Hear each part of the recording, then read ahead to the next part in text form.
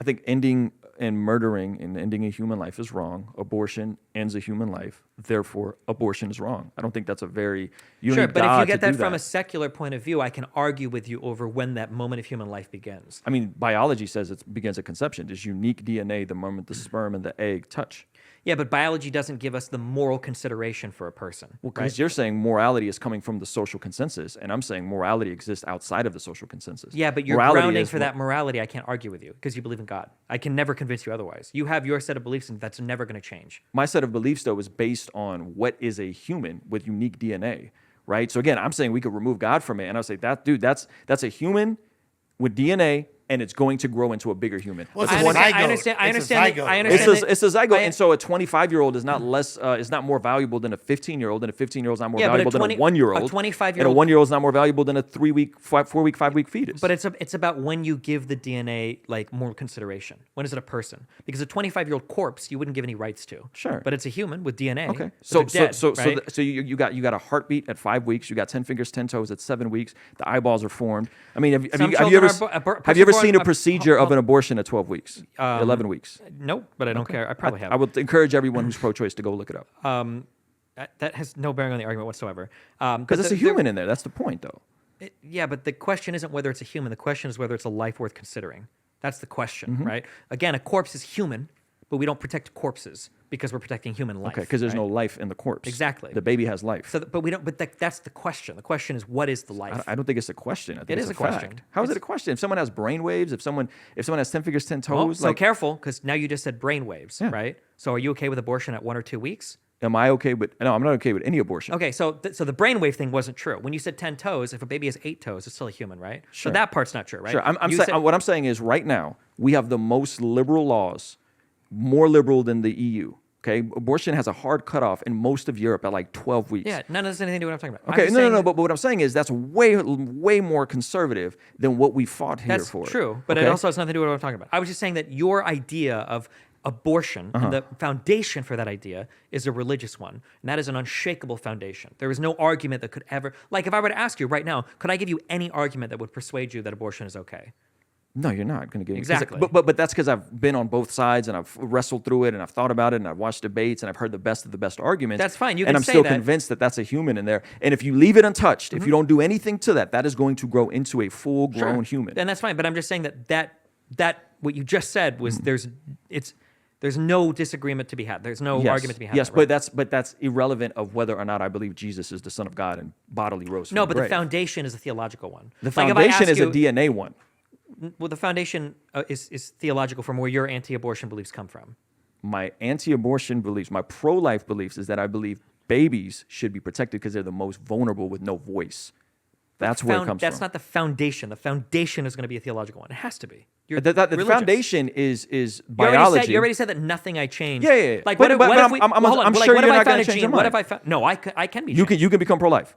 I was pro-life. That's why I love you, Nathan. But that's why I have 11-year-old kids. Because when my ex-girlfriend got pregnant, I was not in favor of abortion at all. So at the time, I was pro-life. Yes. So you would have yeeted your own child if you hold your modern views my modern now? position. Yes, I love you, Nathan. I mean, that's for real. Yes. And you don't think you would have regretted that, knowing what you know now? Absolutely not.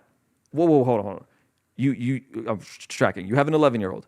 Yeah. You love your 11-year-old. I love my 11-year-old. Yes. If you had the views you have now back 12 years ago, you would have yeeted that child, and you wouldn't have regretted it. I wouldn't have been yeeting the 11-year-old child I have now. It would have been a fetus, right? No, but because he grew into an 11-year-old child, but he wouldn't have grown into the 11-year-old child. It's an incomprehensible question, right? It's not an incomprehensible. He's literally here.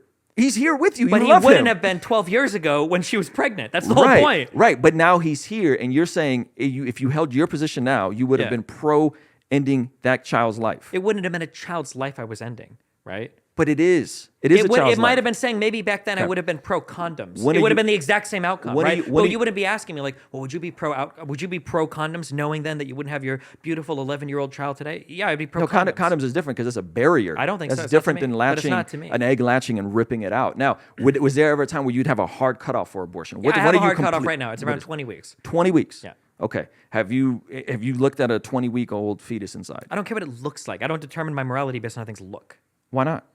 Because that's not a good answer for me. What does it look like? Okay. If a baby, no offense, babies look fucking hideous when they're born, but I don't think you should be able to born in a baby at 8 months. Okay. So you're cut off at Again, I love you, Nathan. You're cut off at 8 months. You're cut off at No. I'm cut off at about 20 weeks. 20 weeks. Why 20 weeks? Because I think 20 weeks, because my definition for what is a human life worth considering is when is there the potential to deploy a conscious experience? Because when we talk about harm or suffering or avoiding harm, we're usually talking about a person that has an experience that knows what it's like to suffer, and that's what we ought to avoid. So fetuses don't seem to have all of the brain parts and the communication between the brain parts in place until around 20 to 24 weeks. So once that happens, once that experience exists, now there's something to speak about that's being harmed, and I would want to avoid harming that thing. Would you let that flesh out to its logical conclusion if someone is laid in a vegetative state? Do we have the desire to just unplug it? Yeah, and we do. We do that. Yeah, Somebody's but brain dead, against power of attorney and against someone's will. Power of attorney gets complicated because we're not talking about whether or not that person is like a person worth considering or whatever. At that point, we're talking about like another person who's been vested power by the state to make decisions on behalf of that person. Okay, what if someone's asleep? No, because they still have the potential to deploy consciousness. You can wake them up. You can't wake up a fetus. What if you don't wake them up? What if you just yeet them and they don't know that they got yeeted? It would be bad because that would be bad. Because it's a brain that already has the capability of deploying. I think the key in what you said earlier is that it seems we don't really know a bunch about consciousness. I know that if I wake a person up who's sleeping, they will become. I was talking conscious. about the 20-week cutoff. We don't know much about consciousness. No, but we or can when measure it begins. about as well as we can in the. A 20-week fetus doesn't have as much consciousness as a 30-week fetus. Doesn't have as much consciousness as a 1-year-old. Well, no, but it begins as a to 3-year-old. have the experience of knowing what it's like to be something. They begin to have that awareness. But So at 2 weeks, they consciousness don't. is At the 4 weeks, they only don't. way you would cut off. That's why. anyone Yeah, because that's getting when we decide when people yeah. are dead is consciousness. Yeah, I think that's an incoherent position. Okay. Okay, there we go. We solved it. Well, yeah, but I mean, like, at the end of the day, my position can be moved because I'm open to reasonable arguments, but your position is unmovable because you're religious. That's the issue with having any moral I'm saying debate with my a religious position person. has been moved multiple times. No, once it was caught by the religious gravity well, now it's sunk into the religious black hole, and there's no more. It's thought terminating. You're done That's thinking not true. There's Christians that I would strongly disagree with them that hold a pro-choice position or say, a 20-week cutoff, a 12-week cutoff, a 10-week cutoff. I think they're wrong. Sure, you but can they say hold that now, but view. earlier when I asked you, is there anything that can move your Yeah, position? You said no. and why did I say no?